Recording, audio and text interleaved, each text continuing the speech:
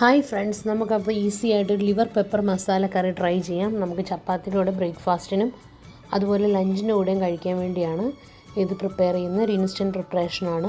ലിവറിന് ഒരുപാട് വേവില്ല, അതുകൊണ്ട് തന്നെ അതിൻ്റെ ഫുൾ പൊടിഞ്ഞു പോകാതിരിക്കാൻ വേണ്ടി നമ്മളെപ്പോഴും ഒരു പാനിൽ ഉണ്ടാക്കുന്നതാണ് നല്ലത്. കുക്കറിൽ നമുക്ക് ചെയ്തെടുക്കാം.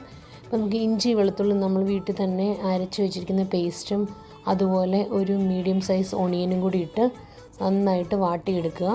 നന്നായിട്ട് വാട്ടിയെടുത്ത് നമ്മൾ സാദിയുടെ ഒരു 450 ഗ്രാമിൻ്റെ 2 പാക്കറ്റ് ലിവറാണ് എടുത്തിരിക്കുന്നത്. നന്നായിട്ട് വാഷ് ചെയ്ത് വെക്കണം. അത് നമുക്ക് കട്ട് ചെയ്യണമെങ്കിൽ കട്ട് ചെയ്തെടുക്കാം, അല്ലെങ്കിൽ കുഴപ്പമില്ല.